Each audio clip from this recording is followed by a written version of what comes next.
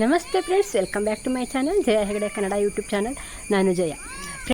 Friends, ನಾನು ಇವತ್ತಿನ ವಿಡಿಯೋದಲ್ಲಿ ನಾನು ಹಿಂದಿನ ವಿಡಿಯೋದಲ್ಲಿ ತೋರಿಸಿರುವಂಥ ಅಡೇನಿಯಂ ಪ್ಲ್ಯಾಂಟೆಲ್ಲ ಹೇಗೆ ನೆಡೋದು ಅಂತ ತೋರಿಸ್ತೀನಿ. ನಾನು ಮೀಶೋದಿಂದ ತರಿಸಿದ್ದೆ ಅಂತ ಹಾಕಿದ್ನಲ್ಲ, ಅದು ಯಾವ ರೀತಿ ಇದೆ ಅಂತ ಇಲ್ಲಿ ಒಂದು ಸಣ್ಣ ಕ್ಲಿಪ್ಪಿಂಗ್ ಕೊಟ್ಟಿದ್ದೀನಿ. ಇಲ್ಲಿ 6 ಪ್ಲ್ಯಾಂಟ್ಗಳಿದೆ. 6 ಪ್ಲ್ಯಾಂಟು ಯಾವ ರೀತಿ ನೆಡೋದು ಅಂತ, ಅಂದರೆ ಯಾವ ರೀತಿ ಕೇರ್ ಮಾಡೋದು ಅಂತಲೂ ಅಲ್ಲಿ ಅವರು ಕೊಟ್ಟಿದ್ದಾರೆ, ಮೆನ್ಷನ್ ಮಾಡಿದ್ದಾರೆ. ಹಾಗೆ ನಾನು ಕಾಂಬೋ ಆಫರಲ್ಲಿ ತರಿಸಿರುವಂಥ ಪ್ಲ್ಯಾಂಟ್ ಅಷ್ಟೊಂದು ಚೆನ್ನಾಗಿರಲಿಲ್ಲ, ತುಂಬ ಚಿಕ್ಕದಾಗಿತ್ತು. ಆದರೆ ನಾವು ಲೋಕಲ್ ಮಾರ್ಕೆಟಲ್ಲಿ ತರಿಸೋದಾದರೆ ಇದಕ್ಕೆ ಒಂದು 100-200 ರೂಪಾಯಿ ಆದರೂ ಇರುತ್ತೆ. ಇದು ನಾನು ಕಾಂಬೋ ಆಫರು 222 ರೂಪಾಯಿ ಅಂತ ಇತ್ತು. ತುಂಬ ವರ್ತ್ ಅನ್ನಿಸ್ತು ನನಗೆ ಇದು ತರಿಸಿರೋದು. ನಾವು ಚಿಕ್ಕದಾಗಿದ್ದರೂ ಕೂಡ ಅದನ್ನು ಬೆಳೆಸ್ಕೋಬೋದು, ಅದರ ಕೇರಿಂಗ್ನ ಮಾಡಿ ಬೆಳೆಸ್ಕೋಬೋದು. ತುಂಬ ಹಣ ಕೊಟ್ಟು ನಾವು ನರ್ಸರಿಯಿಂದ ತರೋಕ್ಕೆ ತುಂಬ ಪ್ಲ್ಯಾಂಟ್ಗಳನ್ನೆಲ್ಲ ತರೋಕ್ಕಾಗಲ್ಲ. ಹಾಗಾಗಿ ನಾನು ಇದನ್ನು ಮೀಶೋದಿಂದ ತರಿಸ್ಕೊಂಡೆ. ನರ್ಸರಿನಲ್ಲಿ ಈ ಪ್ಲ್ಯಾಂಟಿಗೆಲ್ಲ ತುಂಬ ಕಾಸ್ಟ್ಲಿನೇ ಇರುತ್ತೆ, ಅಡೇನಿಯಮ್ ಎಲ್ಲ. ಹಾಗಾಗಿ ನಾನು ಮೀಶೋದಲ್ಲಿ ತರಿಸ್ಕೊಂಡೆ. ತುಂಬಾ ಚೆನ್ನಾಗಿತ್ತು ಅಂತಲೇ ಹೇಳ್ಬೋದು. ಅದರಲ್ಲಿ ಗಾಳಿ ಆಡದೆ ಎಲೆಗಳೆಲ್ಲ ಉದುರು ಹೋಗಿತ್ತು. ಆದರೆ ಇಲ್ಲಿಗೆ ಬರೋವರಿಗೆ ಅದು ಇಷ್ಟು ಚೆನ್ನಾಗಿರೋದು ಅಂದರೆ ನನಗೆ ಬೆಸ್ಟ್ ಅಂತಲೇ ಅನಿಸಿದೆ. ಹಾಗಾಗಿ ತರಿಸ್ಕೋಬೋದು ಅಂತ ನಾನು ಹಿಂದಿನ ವಿಡಿಯೋಗಳಲ್ಲಿ ತೋರಿಸಿದ್ದೆ. ಈ ವಿಡಿಯೋದಲ್ಲಿ ನಾನು ಇದನ್ನು ನೆಟ್ಟು ತೋರಿಸ್ತೀನಿ, ಯಾವ ರೀತಿ ಪಾಟಿಂಗ್ ಮಿಕ್ಸ್ನ ತೊಗೋಬೇಕು ಅಂತ. ಅಡೇನಿಯಮ್ಗೆ ನಾವು ತುಂಬ ಎಲ್ಲ ಇದನ್ನು ಗೊಬ್ಬರಗಳನ್ನು ಹಾಕೋ ಅವಶ್ಯಕತೆ ಕೂಡ ಇರಲ್ಲ ಇಲ್ಲಿ. ಮತ್ತು ನೀರನ್ನು ಡೈಲಿ ಹಾಕಿದ್ರೂ ಕೂಡ ಹಾಳಾಗಿಬಿಡತ್ತೆ. ಹಾಗಾಗಿ ಇದರ ಕೇರಿಂಗ್ ತುಂಬ ಸರಳವಾಗಿರುತ್ತೆ. ನಾವು ಬಿಸಿಲು ಬರೋವಂಥ ಜಾಗದಲ್ಲಿ ಕೂಡ ಇಡ್ಬೋದು ಇದನ್ನು, ಹಾಗೆ ಸ್ವಲ್ಪ ನೆರಳಲ್ಲಿ ಕೂಡ ಇಡ್ಬೋದು. ಯಾವುದೇ ರೀತಿ ವೆದರಲ್ಲಿ ಕೂಡ ಬೆಳೆಯುವಂಥ ಗಿಡ ಅಡೇನಿಯಮ್ ಅಂತಲೇ ಹೇಳ್ಬೋದು. ತುಂಬ ಅಂದರೆ ಹೈ ವೆದರಲ್ವ, ಅಂದರೆ ಬಿಸಿಲು ತುಂಬ ಇದ್ದರೂ ಕೂಡ ಅದು ಏನೂ ಆಗಲ್ಲ. ನೋಡಿ, ಅಜೇಲಿಯಾ ಪ್ಲ್ಯಾಂಟನ್ನು ಕೂಡ ತರಿಸಿದ್ನಲ್ಲ, ತುಂಬ ಚೆನ್ನಾಗಿತ್ತು. ಅದನ್ನು ನಾನು ರೀಪಾಟಿಂಗ್ ಮಾಡಿ ತೋರಿಸಿದ್ದೆ ಹಿಂದಿನ ವಿಡಿಯೋದಲ್ಲಿ. ನೀವು ಆ ವಿಡಿಯೋ ನೋಡಿಲ್ಲ ಅಂದರೆ ನೋಡಿ. ಇವತ್ತು ನಾನು ಅಡೇನಿಯಂ ಪ್ಲ್ಯಾಂಟಿಗೆ ಯಾವ ರೀತಿ ಪಾಟಿಂಗ್ ಮಿಕ್ಸ್ನ ತೊಗೋಬೇಕು ಅಂತಲೂ ಹೇಳ್ತೀನಿ. ನೋಡಿ, ಇದು ಕಾಂಬೋ ಆಫರಲ್ಲ, ಒಂದೇ ಗಿಡನ ತರಿಸಿರೋದು. ಅದು ಈ ಬ್ಲೂ ಕಲರಲ್ಲಿ ಇತ್ತು, ತುಂಬ ಚೆನ್ನಾಗಿತ್ತು ಆ ಪ್ಲ್ಯಾಂಟು. ನೋಡಿ, ನಾನು ಇಲ್ಲಿ ಇದಕ್ಕೆಲ್ಲದಕ್ಕೂ ಚಿಕ್ಕ ಪಾಟನ್ನೇ ತೊಗೋತೀನಿ. ಹಾಗೆ ಇದಕ್ಕೆ ನಾನು ಮರಳನ್ನು ಮಿಕ್ಸ್ ಮಾಡ್ಕೊಂಡಿದ್ದೀನಿ. ಇಲ್ಲಿ ನಾನು ಮರಳನ್ನು ಮಿಕ್ಸ್ ಮಾಡ್ಕೊಂಡಿರೋದು ಮಿಸ್ ಆಗಿಬಿಟ್ಟಿದೆ ಅಂತ ಕಾಣಿಸುತ್ತೆ. ಪಾಟಿಂಗ್ ಮಿಕ್ಸ್ಗೆ ಮರಳು, ಮಣ್ಣು ಮತ್ತು ಗೊಬ್ಬರನ ಹಾಕ್ಕೊಂಡಿದ್ದೀನಿ. ನಾನು ಎಷ್ಟು ಮಣ್ಣನ್ನು ತೊಗೊಂಡಿದ್ದೀನೋ ಅಷ್ಟೇ ಮರಳನ್ನು ತೊಗೊಂಡಿದ್ದೀನಿ. ಹಾಗೆ ಗೊಬ್ಬರವನ್ನು ಒಂದು 30% ಗೊಬ್ಬರವನ್ನು ತೊಗೊಂಡು ಸ್ವಲ್ಪ ಭತ್ತದ ಹೊಟ್ಟನ್ನು ಹಾಕ್ಕೊಂಡು ನಾನಿಲ್ಲಿ ಪಾಟಿಂಗ್ ಮಿಕ್ಸ್ನ ರೆಡಿ ಮಾಡಿಕೊಂಡು ಚಿಕ್ಕ ಪ್ಲ್ಯಾಂಟ್ ಆಗಿರೋದ್ರಿಂದ ಚಿಕ್ಕ ಪಾಟಿಗೆ ನಾನು ಇದನ್ನು ನೆಡ್ತೀನಿ. ಅಡೇನಿಯಂ ಪ್ಲ್ಯಾಂಟ್ಗೆ ತುಂಬ ದೊಡ್ಡದಾಗಿರುವಂಥ ಪಾಟಲ್ಲಿ ಅಥವಾ ಕವರಲ್ಲಿ ನಾವು ನೆಟ್ಟಾಗ ನೀರು ಹೆಚ್ಚಾಗಿಬಿಡತ್ತೆ. ಹಾಗಾಗಿ ಆ ಗಿಡದ ಸೈಜ್ ನೋಡಿಕೊಂಡು ನಾವು ಅದಕ್ಕೆ ಪಾಟನ್ನು ಸೈಜನ್ನು ಆಯ್ಕೆ ಮಾಡ್ಕೊಳ್ಳೋದು ಒಳ್ಳೆಯದು. ಮತ್ತು ಇದಕ್ಕೆ ತುಂಬ ನೀರನ್ನು ಹಾಕಬಾರ್ದು. ಹಾಗೆ ನಾವು ಇದನ್ನು ನೆಟ್ಟು ಒಂದು ವಾರ ಸ್ವಲ್ಪ ನೆರಳಲ್ಲಿಟ್ಟು ಆಮೇಲೆ ಬಿಸಿಲು ಬರೋವಂಥ ಜಾಗದಲ್ಲಿ ಇಟ್ಟರೂ ಕೂಡ ಚೆನ್ನಾಗೇ ಬರುತ್ತೆ. ಇದಕ್ಕೆ ಬಿಸಿಲು ಜಾಸ್ತಿ ಬೇಕಾಗತ್ತೆ. ಬಿಸಿಲು ಜಾಸ್ತಿ ಬಿದ್ದಷ್ಟು ಚೆನ್ನಾಗಿ ಹೂವಾಗತ್ತೆ. ಮತ್ತು ತುಂಬ ಬಿಸಿಲು ಕೂಡ ಬೇಕಾಗಲ್ಲ, ಅಂದರೆ ಏಪ್ರಿಲ್ ಮೇದಲ್ಲೆಲ್ಲ ಬೀಳತ್ತಲ್ಲ, ಆ ರೀತಿ ಬಿಸಿಲು ಕೂಡ ಬೇಕಾಗಲ್ಲ. ಹಾಗೆ ನಾವು ಮರಳನ್ನು ಹಾಕ್ಕೊಳ್ಳೇಬೇಕು ಇದಕ್ಕೆ, ಯಾಕಂದರೆ ತುಂಬ ನೀರು ತೇವಾಂಶ ಜಾಸ್ತಿ ಇದ್ದರೂ ಕೂಡ ಈ ಗಿಡ ಸತ್ತು ಹೋಗಿಬಿಡತ್ತೆ. ಹಾಗಾಗಿ ನೋಡಿ, ನಾನು ಇಲ್ಲಿ ಮರಳನ್ನು ಮಿಕ್ಸ್ ಮಾಡೋದು ಈಗ ತೋರಿಸ್ತಾ ಇದ್ದೀನಿ.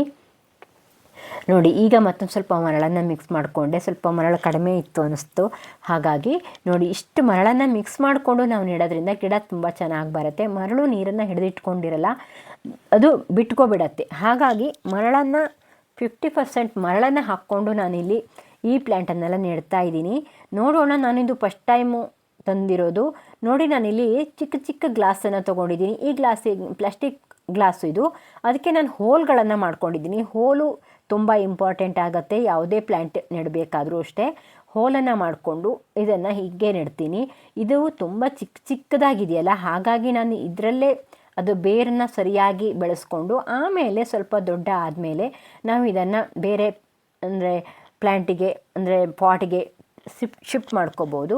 ಈ ಪ್ಲ್ಯಾಂಟ್ ದೊಡ್ಡ ಆದಮೇಲೆ ನೋಡ್ಬೋದು. ಈ ಎಲೆ ಎಲ್ಲ ಬಂದಮೇಲೆ ನಾನು ಹೇಗಿದೆ ಅಂತ ನಿಮಗೆ ತೋರಿಸ್ತೀನಿ. ಈ ರೀತಿ ಚಿಕ್ಕ ಗಿಡಕ್ಕೆಲ್ಲ ನೀವು ಚಿಕ್ಕ ಗ್ಲಾಸಲ್ಲೇ ನೆಡೋದು ತುಂಬ ಒಳ್ಳೆಯದು. ನಾವು ನೀರನ್ನು ಜಾಸ್ತಿ ಹಾಕಬಾರ್ದು. ಹಾಗಾಗಿ ಮಣ್ಣಲ್ಲಿ ತೇವಾಂಶ ಉಳಿದು ಬಿಡತ್ತೆ ನಾವು ದೊಡ್ಡ ಪಾಟಲ್ಲಿ ನೆಟ್ಟಾಗ. ಹಾಗಾಗಿ ಈ ಚಿಕ್ಕ ಪಾಟಲ್ಲಿ ನಾವು ಕಟಿಂಗನ್ನು ಅಥವಾ ಯಾವುದೇ ಸಣ್ಣ ಗಿಡನ ಬೆಳೆಸ್ಕೊಳ್ಳೋಕ್ಕೆ ತುಂಬ ಈಸಿ ಅಂತಲೇ ಹೇಳ್ಬೋದು. ಇದು ಹೀಗೆ ನೆಟ್ಟು ನೋಡಿ, ಖಂಡಿತ ಅದು ಬೇರು ಬರುತ್ತೆ. ಕಟಿಂಗ್ ಕೂಡ ಯಾವುದೇ ಕಟಿಂಗ್ ಆದರೂ ಅಷ್ಟೇ ಚಿಕ್ಕ ಚಿಕ್ಕ ಪಾಟಲ್ಲಿ ನೆಟ್ಟು ನೋಡಿ, ಆಗ ನಿಮಗೆ ಖಂಡಿತವಾಗ್ಲೂ ಬೇರು ಬರುತ್ತೆ ಅಂತ ನಾನು ಹೇಳ್ತೀನಿ. ನಾನು ಗುಲಾಬಿ ಗಿಡದ ಕಟಿಂಗನ್ನು ಕೂಡ ಬೆಳೆಸಿ ತೋರಿಸಿದ್ದೆ. ಅದನ್ನು ಯಾರಾದರೂ ನೋಡಿಲ್ಲ ಅಂದರೆ ನೋಡ್ಕೊಳ್ಳಿ. ಅದನ್ನು ಕೂಡ ನಾನು ಇದೇ ರೀತಿ ಚಿಕ್ಕ ಚಿಕ್ಕ ಗ್ಲಾಸಲ್ಲೇ ನೆಟ್ಟಿದ್ದೀನಿ ನೋಡಿ. ಹಾಗೆ ನಾನು ಕೆಳಗಡೆ ಒಂದು ಸ್ವಲ್ಪ ಅಡಿಕೆ ಸಿಪ್ಪೆ, ತೆಂಗಿನ ನಾರು ಏನಾದರೂ ಹಾಕ್ಕೊಂಡು ಈ ಪಾಟಲ್ಲಿ ನೆಡ್ತೀನಿ. ಆ ಗಿಡದ ಸೈಜ್ ನೋಡಿಕೊಂಡು ಪಾಟನ್ನು ಸೆಲೆಕ್ಟ್ ಮಾಡ್ಕೊಂಡಿದ್ದೀನಿ ನಾನಿಲ್ಲಿ. ತುಂಬ ಚಿಕ್ಕದಾಗಿರೋದಕ್ಕೆ ಆ ಕಪ್ಸಲ್ಲಿ ನೆಟ್ಟಿದ್ದೀನಿ. ಸ್ವಲ್ಪ ದೊಡ್ಡದಿರೋದಕ್ಕೆ ನಾನು ಸ್ವಲ್ಪ ಸಣ್ಣ, ಅದಕ್ಕಿಂತ ದೊಡ್ಡ ಸೈಜ್ ಪಾಟಲ್ಲಿ ನೆಟ್ಟಿದ್ದೀನಿ ನೋಡಿ. ಈ ರೀತಿ ನಾನು ಎಲ್ಲ ಗಿಡಗಳನ್ನು ನೆಟ್ಕೋತೀನಿ. ಹಾಗೆ ನಾವು ಇವತ್ತು ನೀರು ಹಾಕಿದ ಮೇಲೆ ಇನ್ನೂ ಒಂದು ವಾರ ನಾವು ಇದಕ್ಕೆ ನೀರು ಹಾಕೋ ಅವಶ್ಯಕತೆ ಕೂಡ ಇರಲ್ಲ. ನೋಡ್ಬೋದು, ನಾನು ಜರ್ಬರನ ನೋಡಿ ಇಲ್ಲಿ ಎಷ್ಟು ಚೆನ್ನಾಗಿ ಬೇರು ಬಂದಿದೆ ಅಂತ. ಸಣ್ಣ ಗ್ಲಾಸಲ್ಲೇ ನೆಟ್ಟಿದ್ದೆ. ಈ ರೀತಿ ಅದಕ್ಕೆ ಸ್ವಲ್ಪನೂ ಬೇರು ಇರಲಿಲ್ಲ. ಈ ರೀತಿ ಗ್ಲಾಸಲ್ಲಿ ನೆಟ್ಟಾಗ ಚೆನ್ನಾಗಿ ಬೇರು ಬಂತೋದು. ನೋಡ್ಬೋದು ಎಷ್ಟು ಚೆನ್ನಾಗಿ ಬೇರು ಬಂದಿದೆ ಅಂತ. ಇದನ್ನು ಇನ್ನೊಂದು ದಿವಸ ನಾನು ನಿಮಗೆ ನೆಟ್ಟು ತೋರಿಸ್ತೀನಿ. ಹಾಗೆ ನೋಡಿ, ಇದು ಗಂಧರಾಜ್ ಅಂತ. ಇದು ಒಂದೇ ಕಲರ್ ಇದೆ ಅಂತ ಅನಿಸುತ್ತೆ, ಯಾಕಂದರೆ ಇದರಲ್ಲಿ ನಾನು ಕಲರ್ ನೋಡಿಲ್ಲ. ಆದರೆ ಆನ್ಲೈನಲ್ಲಿ 3 ಕಲರ್ ಅಂತ ತೋರಿಸಿದ್ರು. 3 ಕಲರು ಬರುತ್ತೋ ಇಲ್ವೋ ಅಂತ ನನಗೆ ಗೊತ್ತಿಲ್ಲ. ಗಂಧರಾಜಲ್ಲಿ ಒಂದೇ ಕಲರ್ ಬರುತ್ತೆ ಅಂತ ನನ್ನ ಭಾವನೆ. ನೋಡೋಣ. ಹೂ ಬಿಟ್ಟ ಮೇಲೆ ಗಿಡ ಅಂತೂ ತುಂಬ ಚೆನ್ನಾಗೇ ಬಂದಿದೆ, ಸಾಕು ಅಂತ ಅನ್ನಿಸ್ತು ನನಗೆ. ಇದಕ್ಕೇನು ತುಂಬ ಕಾಸ್ಟ್ಲಿ ಏನಿಲ್ಲ. ಹಾಗಾಗಿ ಈ ಪ್ಲ್ಯಾಂಟನ್ನು ನಾನು ತರಿಸ್ಕೊಂಡೆ. ಚೆನ್ನಾಗೇ ಇತ್ತು ಪ್ಲ್ಯಾಂಟ್, ಎಲ್ಲವೂ ಚೆನ್ನಾಗೇ ಇತ್ತು. ಹಾಗೆ ನೋಡಿ, ಇದು ಚಿಕ್ಕ ಚಿಕ್ಕ ಪಾಟಲ್ಲಿದೆ, ಸ್ವಲ್ಪನೂ ಹಾಳಾಗಿಲ್ಲ. ಇದನ್ನು ಭತ್ತದ ಹೊಟ್ಟಲ್ಲಿ ಅವರು ಗ್ರೋ ಮಾಡಿದ್ದಾರೆ. ಇದು ಕಟಿಂಗಿಂದ ಬೆಳೆಸೋವಂಥ ಗಿಡ. ಬರೀ ಭತ್ತದ ಹೊಟ್ಟಲ್ಲಿ ಇತ್ತು. ನನಗೆ ಆಶ್ಚರ್ಯ ಆಯಿತು, ಬರೀ ಭತ್ತದ ಹೊಟ್ಟಲ್ಲಿ ನೆಟ್ಟರು ಇಷ್ಟು ಚೆನ್ನಾಗಿ ಬೇರು ಬಂದಿದೆಯಲ್ಲ ಅಂತ. ತುಂಬ ಚೆನ್ನಾಗಿ ಬೇರು ಕೂಡ ಇತ್ತು. ನಾನು ಇದಕ್ಕೆ ಕವರ್ನ ತಗೋತೀನಿ, ಸ್ವಲ್ಪ ದೊಡ್ಡದಿದೆಯಲ್ಲ, ಹಾಗಾಗಿ ನಾನು ಇಲ್ಲಿ ಒಂದು 6 ಇಂಚ್ ಕವರ್ನ ತಗೊಂಡು ಇದರೊಳಗಡೆ ಪಾಟಿಂಗ್ ಮಿಕ್ಸ್ನ ಹಾಕಿ, ಇದಕ್ಕೂ ಕೂಡ ಸ್ವಲ್ಪ ನಾನು ಆಲ್ ಇನ್ ಒನ್ ಅಂತ ಪಾಟಿಂಗ್ ಮಿಕ್ಸ್ನ ಮಾಡ್ಕೊಂಡಿರ್ತೀನಿ. ಆ ಪಾಟಿಂಗ್ ಮಿಕ್ಸ್ನ ನಾನು ಇದಕ್ಕೆ ತೊಗೊಂಡಿದ್ದೀನಿ.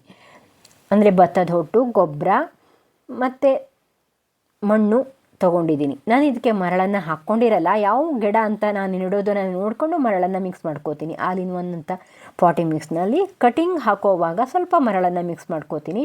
ಇದಕ್ಕೆಲ್ಲ ನಾನು ಭತ್ತದ ಹೊಟ್ಟನ್ನು ಜಾಸ್ತಿ ಹಾಕಿರ್ತೀನಲ್ಲ, ಒಂದು 30% ಭತ್ತದ ಹೊಟ್ಟನ್ನು ಹಾಕಿರ್ತೀನಿ, ಅದೇ ಸಾಕಾಗತ್ತೆ. ಹಾಗಾಗಿ ನಾನು ಇದಕ್ಕೆ ಮತ್ತೆ ಭತ್ತದ ಹೊಟ್ಟನ್ನು ಹಾಕ್ಕೊಂಡಿಲ್ಲ, ಮತ್ತು ಮರಳನ್ನು ಹಾಕ್ಕೊಂಡಿಲ್ಲ. ನಮ್ಮನೆ ಮಣ್ಣು ಸ್ವಲ್ಪ ಹುಡಿಯಾಗಿರುತ್ತೆ, ಅಂದರೆ ತುಂಬ ಎಲ್ಲ ಅಂಟಂಟಾಗಿರುವಂಥ ಮಣ್ಣಲ್ಲ. ಹಾಗಾಗಿ ಯಾವುದೇ ಗಿಡ ಬೆಳೆಸಿದರೂ ತುಂಬ ಚೆನ್ನಾಗೇ ಬರುತ್ತೆ. ಅಂಟಂಟಾಗಿರುವಂಥ ಮಣ್ಣಾದರೆ ನೀವು ಮರಳನ್ನು ಹಾಕ್ಕೊಳ್ಳೋದು ತುಂಬ ಒಳ್ಳೆಯದು. ಮರಳನ್ನು ಹಾಕ್ಕೊಳ್ಳದೆ ಹಾಗೆ ನೆಟ್ಟಾಗ ಅದು ಬೇರು ಚೆನ್ನಾಗಿ ಇಳಿದು ಹೋಗಲ್ಲ. ಬೇರು ಚೆನ್ನಾಗಿ ಇಳಿದು ಹೋಗದೆ ಹೋದರೆ ಗಿಡ ಕೂಡ ತುಂಬ ಚೆನ್ನಾಗಿ ಬರಲ್ಲ. ಎಷ್ಟು ಬೇರಿಗೆ ಡೆವಲಪ್ ಆಗಲಿಕ್ಕೆ ಆ ಮಣ್ಣು ಚೆನ್ನಾಗಿರುತ್ತೆ, ಅಷ್ಟು ಚೆನ್ನಾಗಿ ಬೇರು ಡೆವಲಪ್ ಆಗುತ್ತೆ. ಹಾಗೆ ಗಿಡ ಕೂಡ ಡೆವಲಪ್ ಆಗುತ್ತೆ. ಹಾಗೆ ನೋಡಿ, ಇದನ್ನು ನೆಟ್ಟು ನಾನು ನೀರನ್ನು ಹಾಕಿ ಒಂದು 4 ದಿವಸ ನೆರಳಲ್ಲಿಟ್ಟು, ಇದಕ್ಕೆ ನೀರು, ಬಿಸಿಲು ಎಲ್ಲವೂ ಹದವಾಗಿರಬೇಕು. ಆ ರೀತಿ ವೆದರಲ್ಲಿ ನಾನು ಇದನ್ನು ನೆಡ್ತೀನಿ. ಮುಂದಿನ ದಿನಗಳಲ್ಲಿ ಈ ಪ್ಲ್ಯಾಂಟ್ ಎಲ್ಲ ಹೇಗೆ ಬಂದಿದೆ ಅಂತ ಕೂಡ ನಾನು ಅಪ್ಡೇಟನ್ನು ಕೊಡ್ತಾ ಇರ್ತೀನಿ. ನೀವು ಹಾಗಾಗಿ ನನ್ನ ಚಾನಲ್ನ ನೋಡ್ತಾ ಇರಿ ಅಂತ ಹೇಳ್ತಾ ಈ ವಿಡಿಯೋನ ಇಲ್ಲಿಗೆ ಮುಗಿಸ್ತಾ ಇದ್ದೀನಿ. ಇದಕ್ಕೆ ನೀರನ್ನು ಸ್ವಲ್ಪ ಇವತ್ತು ಜಾಸ್ತಿ ಹಾಕಿ ಆಮೇಲೆ ನೆರಳಲ್ಲಿಟ್ಟಾಗ ತುಂಬ ಎಲ್ಲ ನೀರು ಹಾಕೋ ಅವಶ್ಯಕತೆ ಇರಲ್ಲ. ಸ್ವಲ್ಪ ಸ್ಪ್ರೇ ಮಾಡಿದರೂ ಸಾಕಾಗತ್ತೆ. ನಾವು ಬಿಸಿಲಲ್ಲಿಟ್ಟಾಗ ಗಿಡಕ್ಕೆ ನೀರು ಜಾಸ್ತಿ ಬೇಕಾಗತ್ತೆ ಅಷ್ಟೇ. ನಾವು ಗಿಡದ ಸೈಜನ್ನು ನೋಡಿಕೊಂಡು ನೀರು ಹಾಕಬೇಕಾಗತ್ತೆ. ಯಾಕಂದರೆ ನಾವು ತುಂಬ ಚಿಕ್ಕ ಸೈಜಲ್ಲಿರೋವಂಥ ಗಿಡಕ್ಕೆ ತುಂಬ ನೀರು ಹಾಕಿದರೂ ಕೂಡ ಹಾಳಾಗಿಬಿಡತ್ತೆ. ಹಾಗಾಗಿ ಅದೆಲ್ಲವನ್ನು ನಾವು ಮನಸ್ಸಲ್ಲಿಟ್ಕೊಂಡು ನಾವು ಗಿಡಕ್ಕೆ ನೀರನ್ನು ಹಾಕೋದು ಒಳ್ಳೆಯದು. ಈ ವಿಡಿಯೋ ಹೇಗಿತ್ತು ಅಂತ ಕಾಮೆಂಟ್ ಮಾಡಿ. ಇನ್ನೇನಾದರೂ ಡೌಟ್ ಇದ್ದರೆ ಕೂಡ ಕಮೆಂಟ್ ಮಾಡಿ. ಈ ರೀತಿ ಯಾವ ರೀತಿ ಆರೈಕೆಗಳನ್ನ ಮಾಡ್ತೀನಿ ಅನ್ನೋದನ್ನು ಮುಂದಿನ ವಿಡಿಯೋಗಳಲ್ಲಿ ಹೇಳ್ತೀನಿ. Thank you for watching. Bye. ಮುಂದಿನ ವಿಡಿಯೋದಲ್ಲಿ ಸಿಗ್ತೀನಿ.